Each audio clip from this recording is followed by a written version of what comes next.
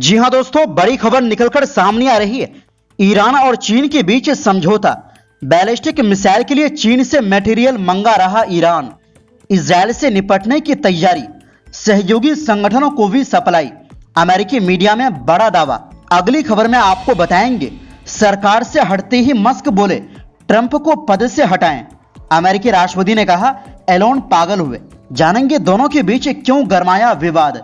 इसी के साथ आपको बताएंगे सीरिया में 12 साल बाद सऊदी फ्लाइट की लैंडिंग।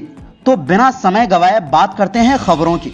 अमेरिकी अखबार वॉल स्ट्रीट जर्नल की एक रिपोर्ट के मुताबिक ईरान ने हाल ही में चीन से हजारों टन ऐसी सामग्री मांगी है जो बैलिस्टिक मिसाइल बनाने में इस्तेमाल होती है।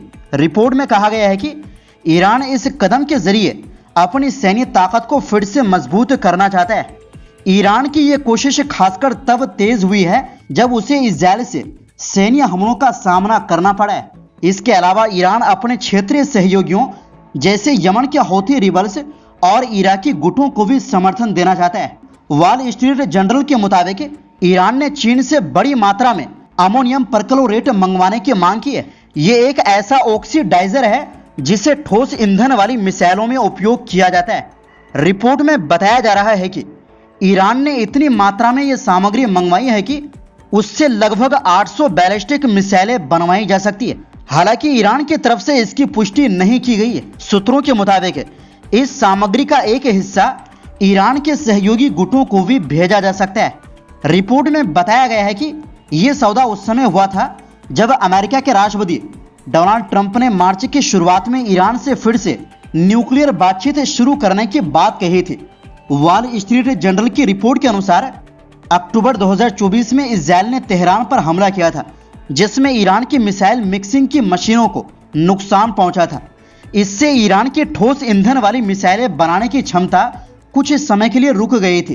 अब ईरान इन्हीं मशीनों की मरम्मत कर रहा है ताकि मिसाइल निर्माण का अगला दौर शुरू किया जा सके।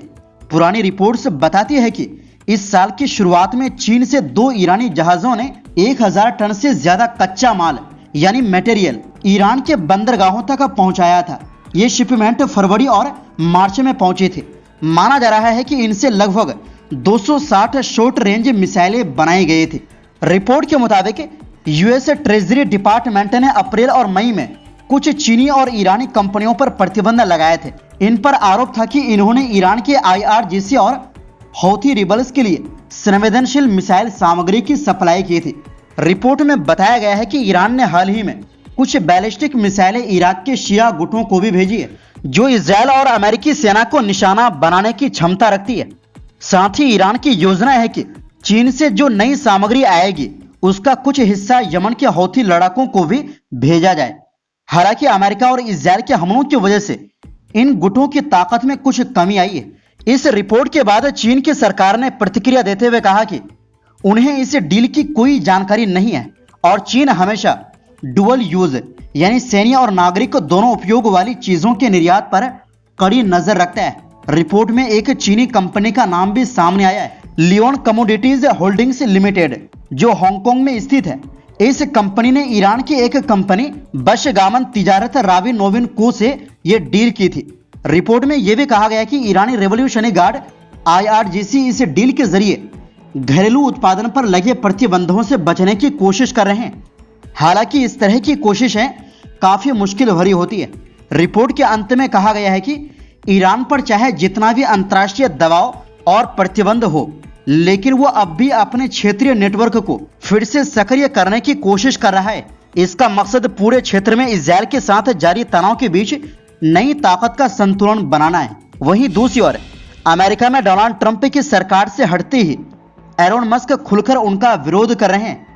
BBC, दैनिक भास्कर समेत अन्य मीडिया की रिपोर्ट के मुताबिक गुरुवार रात को मस्क और ट्रंप के बीच तीखी बहस हुई। बहस इतनी बड़ी कि मस्क ने ट्रंप को पद से हटाने की बात कह दी। मस्क ने कहा उनकी मदद के बिना ट्रंप चुनाव नहीं जीत पाते। ट्रंप के बिग ब्यूटीफुल बिल को फिजूल खर्ची बताते हुए उन्होंने कहा उन्हें पद से हटा देना चाहिए। उनकी जगह उपराष्ट्रपति JD वेंस को राष्ट्रपति बनाया जाना चाहिए। एलोन मस्क के हमलों से नाराज ट्रंप ने कहा कि मस्क पहले इस बिल पर खामोश रहे और सरकार से हटते ही पलट गए। ट्रंप ने कहा वे पागल हो चुके हैं। उन्होंने मस्क की कंपनियों के सरकारी ठेके और सब्सिडी खत्म करने की धमकी भी दी। रिपोर्ट के मुताबिक गुरुवार रात करीब 9:35 में ट्रंप मीडिया से मुखातिब हुए।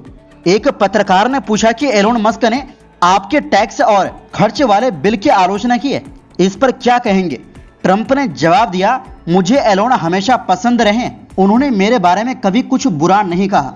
मैं चाहता हूं कि वो बिल की बजाय मेरी आलोचना करे, क्योंकि ये बिल शानदार है, हमारे देश के इतिहास में सबसे बड़ी टैक्स कटौती है।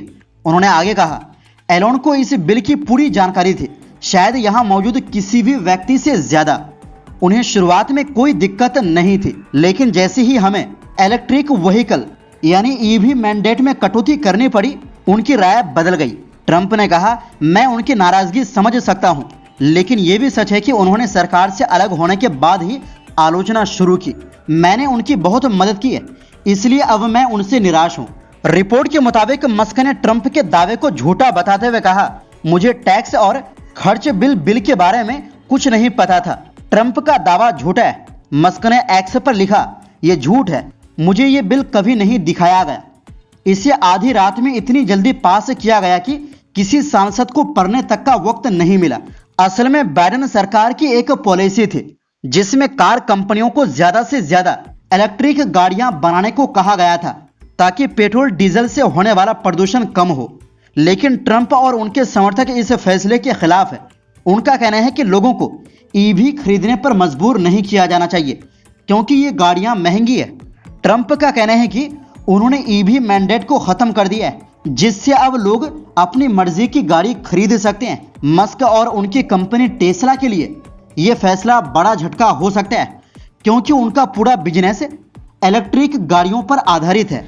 इसके बाद मस्क ने ट्रंप के विरोध में लगातार कई पोस्ट किए। एक पोस्ट में उन्होंने लिखा, मेरे बिना ट्रंप चुनाव हार जाते, डेमोक्रेट्स हाउस ऑफ रिप्रेजेंटेटिव पर कब्जा कर लेते और सीनेट में रिपब्लिकन 51-49 के अंतर से जीतते। इस पर ट्रंप ने जवाब में कहा कि वो मस्क के बिना भी चुनाव जीत जाते। ट्रंप के इस जवाब पर मस्क ने कहा, ऐसी एहसान फरामोशी। मस्क के बाद ट्रंप ने भी अपने social media platform truth social से मस्क को निशाने पर लिया और सब्सिडी खत्म करने की धमकी दी। वहीं दूसरी ओर 12 साल के लंबे इंतजार के बाद गुरुवार को सऊदी अरब से सीरिया के लिए पहली सीधी उड़ान दमिश्क इंटरनेशनल एयरपोर्ट पर उतरी। ये जानकारी सीरिया की सरकारी न्यूज एजेंसी साना और तुर्की की अनादोलू एजेंसी ने दी है। ये फ्लाइट सऊदी एयरलाइन फ्लाइनास की थी, जो रियाद से उड़कर दमिश्क पहुंची। सऊदी अरब और सीरिया के बीच उड़ानें 2012 में बंद हो गई थी, जब सीरिया में बशर अल असद की सरकार ने देश में उठे जन विरोध प्रदर्शनों को दबाने के लिए सख्त कदम उठाए थे। अप्रैल 2024 में सऊदी अरब की सिविल एविएशन अथॉरिटी का एक दल दमिश्क के एयरपोर्ट के निरीक्षण के लिए गया था, ताकि उड़ानें फिर से शुरू करने की तैयारियों को जांचा जा सके। जनवरी 2025 में सीरिया के एविएशन विभाग ने घोषणा की थी कि वो अब फिर से अंतर्राष्ट्रीय उड़ानों को स्वीकार कर रहे हैं। इसके बाद से कुछ एयरलाइंस ने दमिश्क के लिए अपनी उड़ानें शुरू कर दी है। दरअसल सीरिया में 25 साल तक राष्ट्रपति रहे बशर अल असद पिछले साल रूस भाग गए थे, जिससे 1963 से चली आ रही बाथ पार्टी की सत्ता खत्म हो गई। अब सीरिया में सत्ता अहमद अल शरा के हाथ में है। तो दोस्तों, फिलहाल के लिए इस रिपोर्ट में बस इतना ही। इस पर आपकी क्या राय है, कमेंट बॉक्स में जरूर दें।